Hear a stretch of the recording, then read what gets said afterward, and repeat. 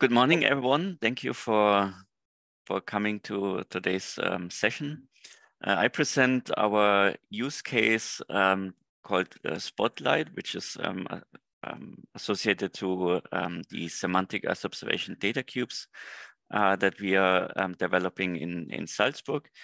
And the specific part with this is that this is a midstream technology that you can use without programming. You can also programming, but you can also use it without programming for doing Earth observation analysis.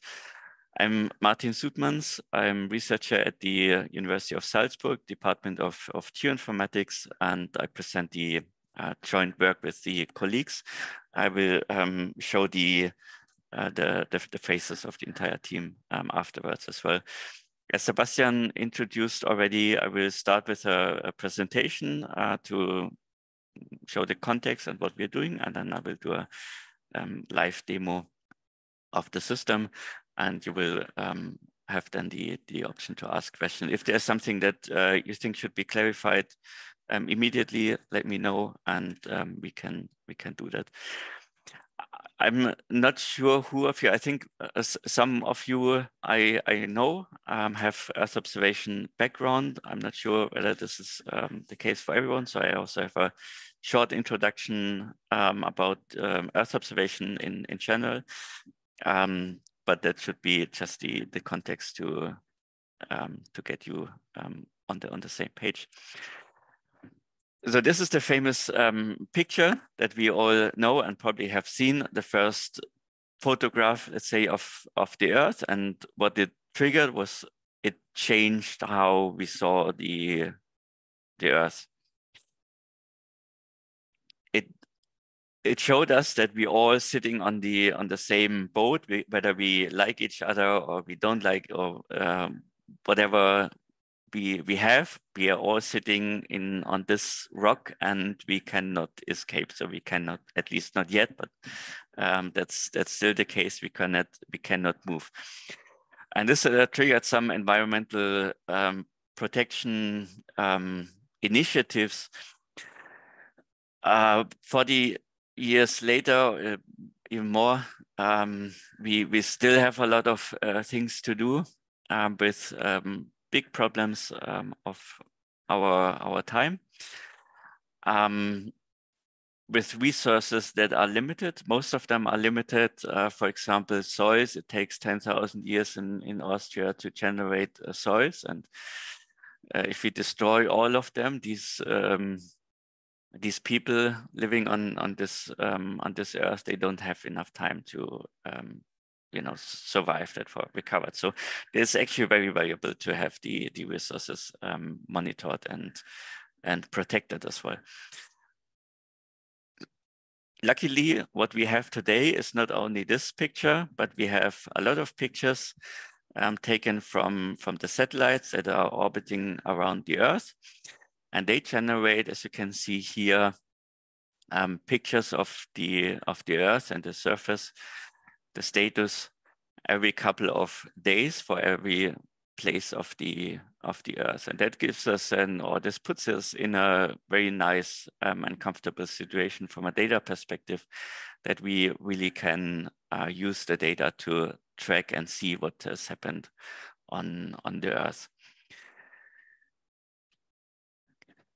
My talk, or in our work, we mainly use the Sentinel-2 data. The Sentinel-2 is an optical satellite by the European Copernicus mission, and we have in Austria a lot of data. So what we have is that we have a coverage of the entire Austria, the spatial coverage, and that's fine, very important, but also, and maybe even more important for monitoring these type of resources, is that we have data every couple of days. The disadvantage is that we have so much data that it's getting difficult to analyze them. We have millions of images from these Sentinel-2 missions every year, alone from Sentinel-2 and their different missions as well. As I said, we have a coverage of 3 to 4 days of entire Austria. which then makes Copernicus actually the third largest data provider worldwide. The good thing is that the data is open access and free to use for everyone if you are in a situation where you can where you have access to a lot of hardware, as you can see in the background. And luckily, with the C-scale resources, we are in this situation now, so we can really use that and analyze the data together with our partner, the EODC. So what is the motivation and the introduction here? What you see is the increase of the data volume that makes it difficult to analyze based on the, or due to the data volume, but that's not the only one. So it's not only that we have a lot of data, the data itself is also difficult to use. So on the top left, you see a satellite image from Sentinel-2 of Salzburg. So the city is Salzburg, and on the right side of the image, you see the lakes of the Salzkammergut, which are very, very valuable resources these days with the temperatures now. But this image is a particularly nice example. Why? Because you don't have clouds or any noise or some kind of contamination. And it could be easy to analyze the image, but most of the images that we actually have look like this. So we have on the bottom, we have clouds, we have snow, we also have topographic shadows in the mountains. This all makes it very difficult to actually analyze the data. In particular, if you are not from Earth observation, from the Earth observation domain. And this is the challenge that we want to tackle with our semantic Earth observation data cube. What's the idea behind that? The data cube knows what it contains. So every pixel has already an information about what it is, and the users can use this intelligent data cube, let's say, to make the analysis.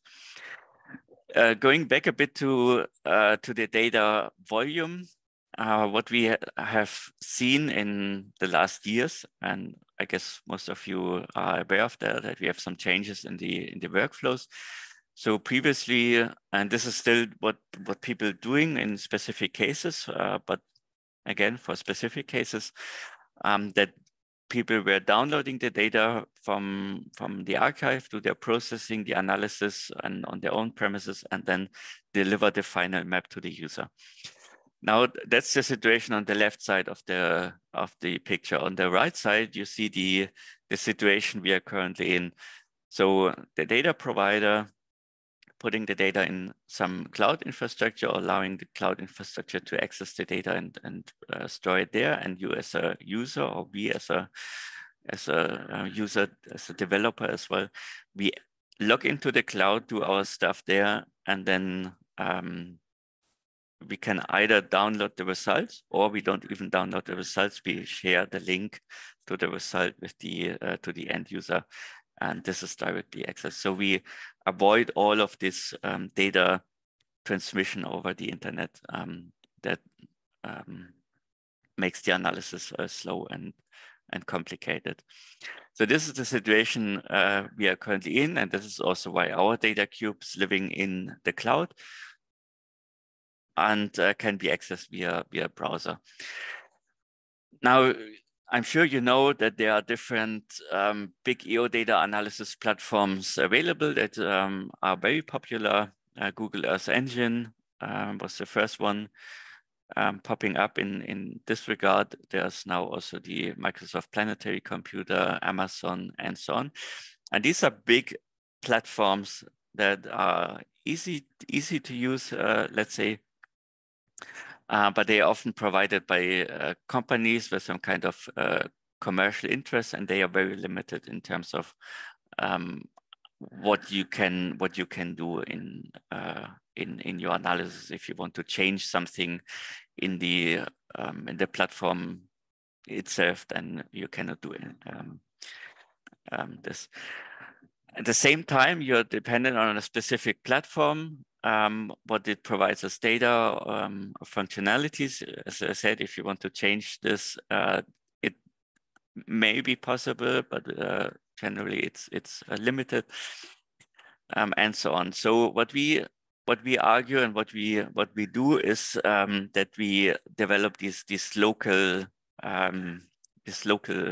data cubes or local platforms that are specifically implemented for local contexts. In our case, Austria, could be other contexts as well, making use of local data sets that may not be interesting for the big providers with a global view, making use of the local knowledge that is there and the user base. So our approach is to make the Earth observation data easier to analyze by putting them in a data cube that already has some kind of semantic information in there. With this, we want to tackle also new research topics that cannot be covered with the big systems that are provided to the users as is. So we want to have the options to change this type of midstream technology as well. So what is a data cube? To make use of the temporal frequency of the images that we get, we can stack them on top of each other, and then using this stack of image, we can do some analysis. In this case, it is counting the observations of vegetation. Here we see the darker the green, the more vegetation has been seen, and where there is no color, as white, there is no vegetation. That could be because of water. Obviously, there's no vegetation, but you also see the infrastructure and the cities that also has no vegetation. And now what I show it again. So if you look at the base map, you see this is the reflectance values, and this is nice to visualize, but very difficult to analyze. If you look at the individual layers that we have, you see that they look a bit different. I can stop here. So they have a different color. You see there's snow is this light blue. There is the dark blue of the lake, of the water, the green vegetation, the reddish colors of the buildings, and so on. What this means is this data cube already has the information about what it contains inside. And to achieve that, we apply a process that we call semantic enrichment that originally comes from the semantic web to make documents accessible and searchable. So the key components of our data cube consists of 3 parts. So the first one is the so-called semantic enrichment. So every pixel in the data cube gets the information. It's fully automated without training samples, what it contains. The second part is the data cube technology that allows user to define custom area of interest and time intervals to do the analysis. And the third part is the web-based inference engine that allows users to do the high-level semantic querying. I will quickly now go through all of these 3 points and explain in a bit more in detail what this means. So let's start with the semantic enrichment. That's the first part of the component on the processing chain. In our data cube, every image has a so-called or you could call it a semantic skin or semantic layer, where the reflectance values are associated to spectral categories. They are not yet land cover, but they indicate whether this is vegetation or water or snow. The benefit of our approach is that this process is transferable and it is generic. So we don't give you land cover, simply because it's quite difficult to do, but also it is actually a benefit because we don't want that the users have to use a specific land cover classes. Yeah, you can generate them on your own based on this base information that we have. And transferability means that this works for Sentinel-2, but it also works for other data sets that are optical data sets and top of atmosphere calibrated. Here you see actually the most important thing in this figure is what you don't see, is namely that these are two acquisition strips from Sentinel-2. Maybe I can highlight this pen pointer. So this is the Sentinel-2 acquisition strip, and then there's a short break. The reason is there is Landsat laying on top of them. So these are blending these two types of data, and you can use the same categories. So your analysis are becoming transferable at this point. The process that we are using is a fully automated physical model-based decision tree, which means that there are no parameter, there is no training samples, and it works for the entire world in quite a acceptable speed. So we have about 2 minutes processing time for Sentinel-2 granule. So this is also scalable and parallelizable, which we also did also in the context of the C-scale funding to really make this executable in the cloud, let's say. And as I said already, it has a multi-sensor support. On the bottom, you see the legend, and again, to highlight, this is not a land cover, so you don't see a forest or something like that.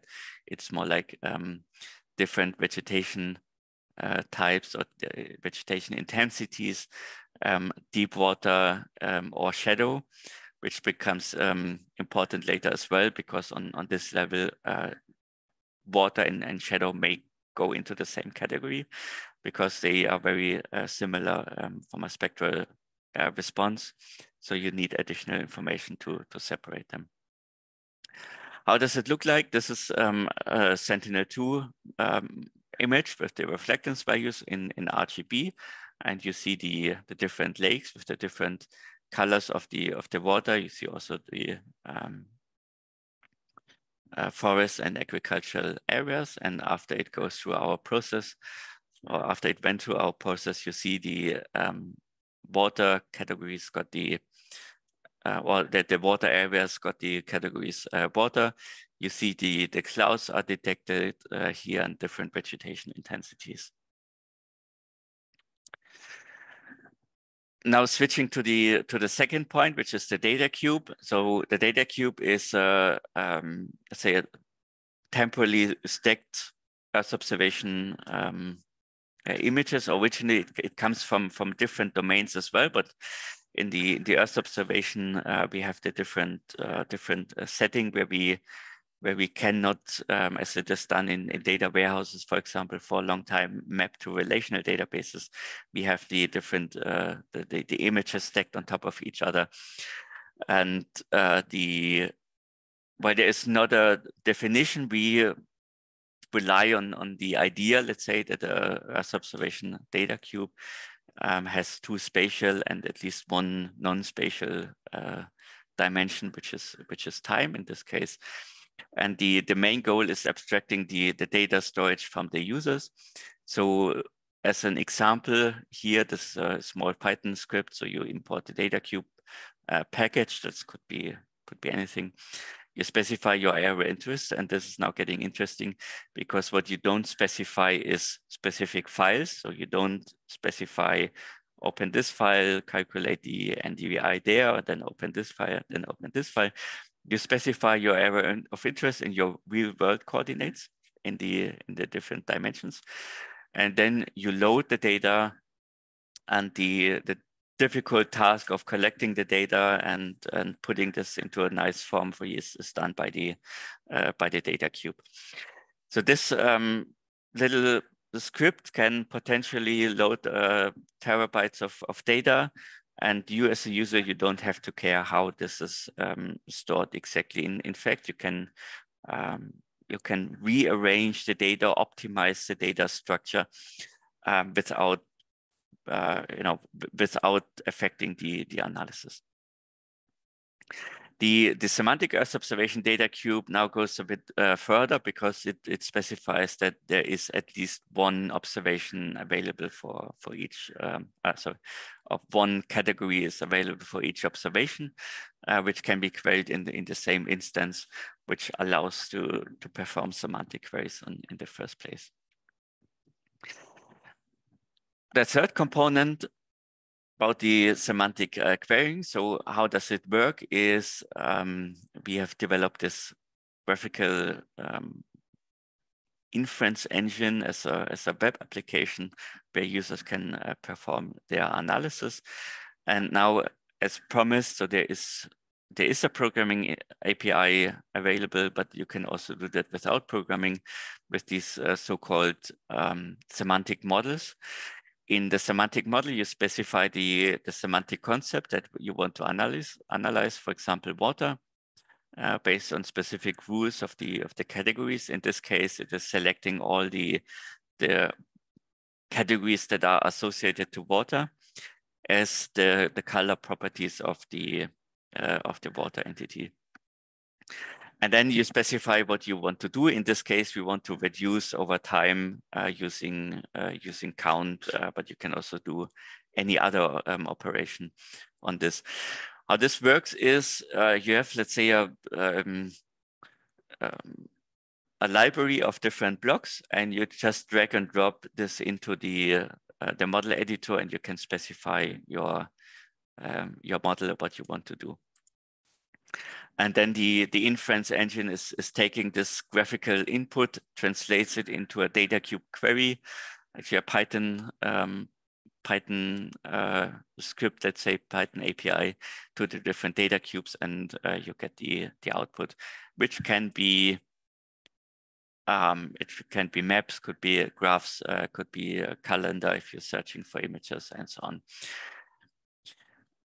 Now, two important things. So since the categories of the semantic enrichment are transferable, the semantic model is also transferable.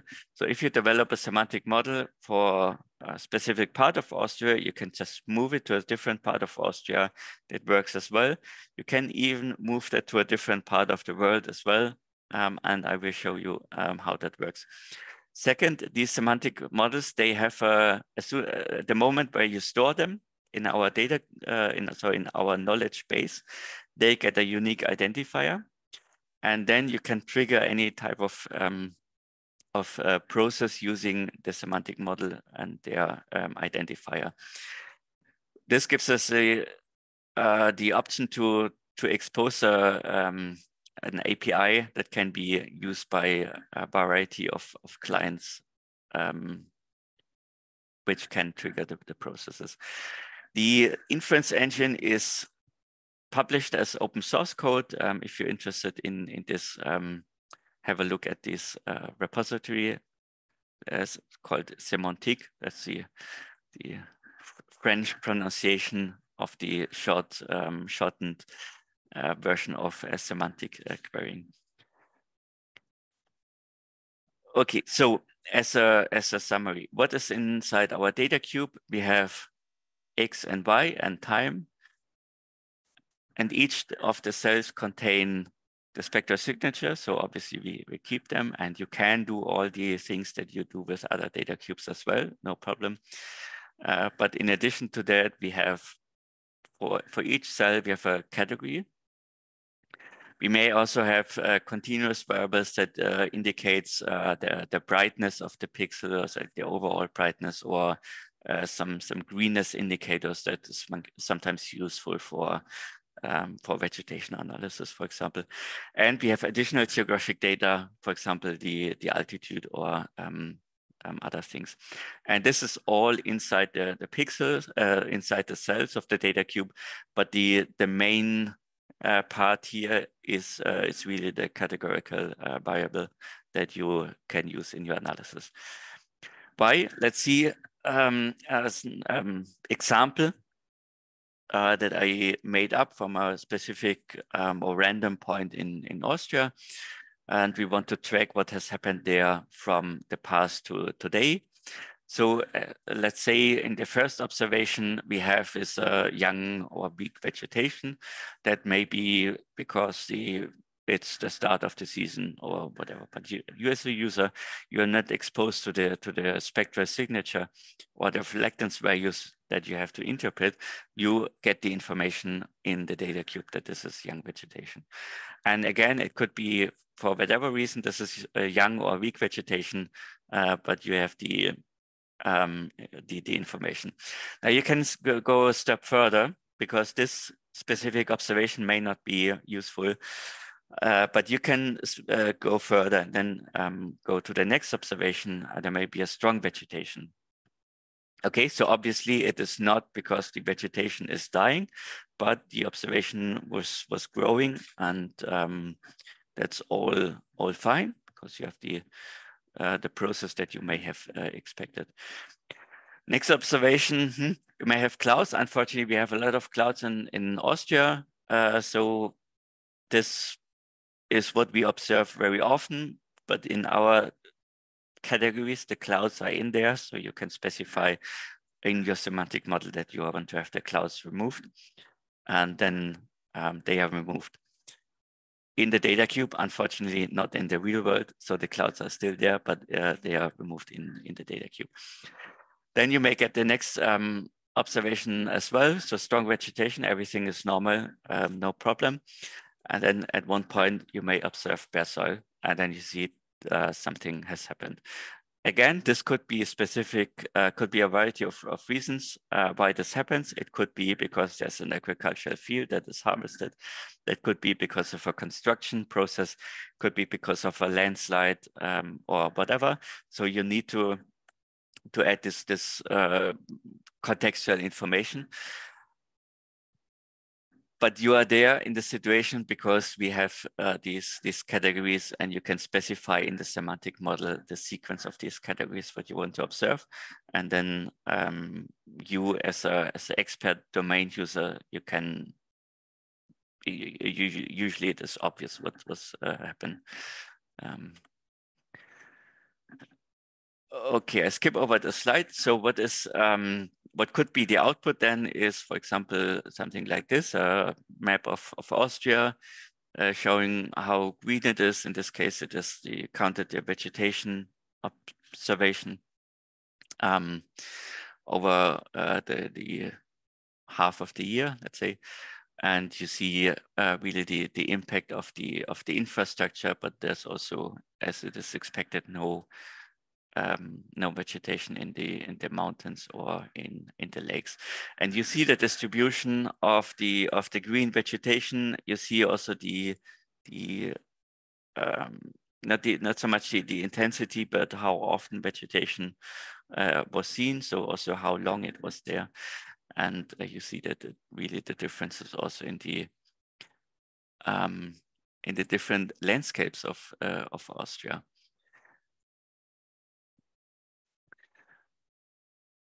The nice thing with the semantic data cube is that once you have done this analysis, or once you don't set up the data cube for this specific analysis. If you want to generate the same map with water, then you exchange the water categories or the semantic entity of vegetation with water.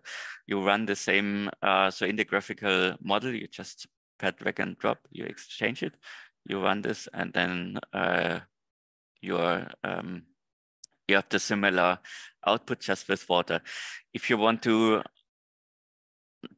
now observe why the strong vegetation is gone. So in a process where you only observe the vegetation and then you see vegetation is gone, you don't know why. Here you see there could be bare soil. What could be also the case is that there is then water occurring. Then that would indicate that there's a flooding and these type of things. So in this sense, we also always have this these categories that are let's say a full exhaustive mapping of potential categories, and you always have the other options as well. So if you observe that vegetation is gone, you also can see what comes afterwards and what could be the reasons for that. Some examples before I switch to the demo. What we have seen here is the time series of historic data, in this case, a construction sites. And what we see here, two newly built buildings. The one in the northern building is the blue line. The southern building is the orange line, and you see is the vegetation intensity is following the seasonal cycle, which is expected because it's the phenology. Then it suddenly drops and it stays on a very low level, which is also expected because the soil is vegetation is removed and the soil is sealed. But what you also see is that the northern or the vegetation curve for the northern building is higher than the one of the southern building. Why? Because what was previously there in the northern part, there was a building already, a smaller one. The southern part, there was a garden. And if you consider this from an environmental perspective, this type of rebuilding is certainly should be treated differently than sealing a new soil. Okay, we can also see observe the drought and water scarcity. In this case, the water stress in Austria, which is also appearing here. One example of a landslide. So what has happened here is that there's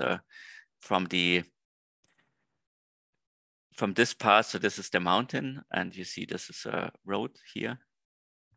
There was a landslide, and this is the situation before and after the landslide, and you see that the landslide was really impacting the road here as well. And of course, green areas in cities, important for different indicators, biodiversity, urban heat islands, human well-being. All of this, these applications these type of things is important. Now I switch to the browser that you actually can see how that works, and we just check this. Okay, so this is the application, the web application. I'm now logged in with a demo account, and you see we have different data cubes associated here. That was also one of the objectives of C-Scale. Our biggest one is Austria. We also have one in Syria and Turkey, which we use for environmental indicators, but also for crisis indicators. And similar in Afghanistan. Let's stay in Austria and have a look at the knowledge base. These are the different semantic models that we have, and I just pick one that's called Hello World, because I always start with the Hello World example. You see, this is the semantic model where you can drag and drop the different blocks that you can get from here. Yeah, so whatever you want to do, you can just plug it in here, and you can comment. So what this is doing is very similar to the example I showed. In this case, it is getting the vegetation categories and take the entity vegetation, or to create the entity vegetation, and then we want to reduce it over time using count. This is the model I want to execute, and I just take a area of Salzburg of, let's say, yeah, just the last weeks, maybe May to beginning of June. So I specify my custom area of interest and time interval. Now I send it for processing. It will be now processed in the cloud, and while I'm waiting for the processing being finishing, I can show you why I selected this area. Is because we have the city center of Salzburg, where we expect less vegetation or almost no vegetation, and these type of areas at the hills with a lot of vegetation in there. Now it is already finished, and I can have a look at the result. This will show up soon, hopefully. Otherwise, now there it is. And you see, okay, we had a cloudy May, so we don't have a lot of vegetation observations. But you see, this is what we expected in the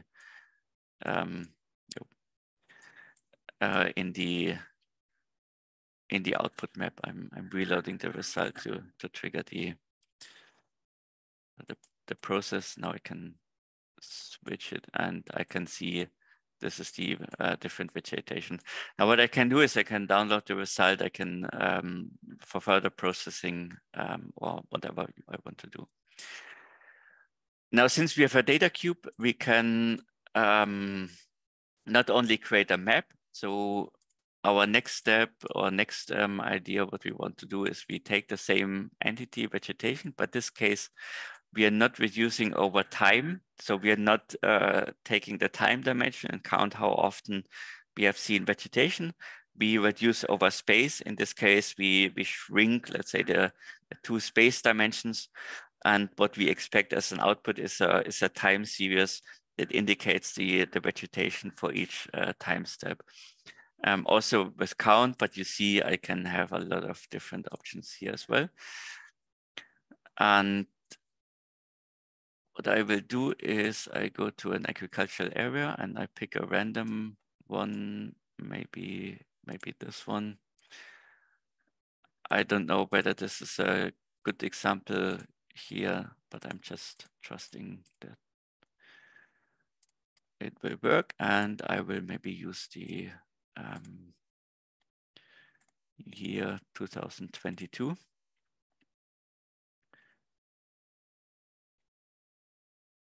And in the same way, I run the analysis. Now it will go automatically to this this area of interest, and for each of the observations, it will count the vegetation observations here, and what we will get as an output is the time series. It takes a bit long. Okay, it doesn't take too much long, but it was taking a bit longer because there were more images involved. And what I can see here is the phenology and the reason why there are several observations or several dates with zero vegetation associated to it was because there was cloud. I prepared an example, which was this one, also an agricultural field, this one. And here you see really the harvesting and then growing some intermediate, I'm not an agricultural expert, probably some intermediate greening during winter. And you can really see that. So what I will do as to show you the next step is I will clone this this inference, so I get the same parameter, but I will exchange the semantic model and use another one, which has in addition the cloud indicator, and I have now two outputs. It should be actually the time series because it's reduced over space. I will just execute it with the same parameter here. So what we will see now is that we have two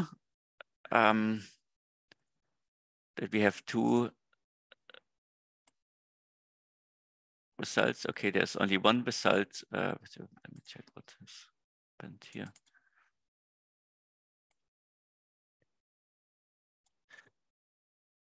Okay, yeah, so that that was the live demo part. I will just reload this. Okay, give it another try with a different agricultural field again, like this one. By the way, I can also upload GeoJSONs as area of interest or use web feature services here to get them from somewhere from the internet. And I will trigger the new processing. So what we will hopefully this time see as an output is, okay, I need to investigate this a bit more, what the reason was. What I was expected to see is that there are two different graphs, one for cloud and one for now that's the reason. Okay.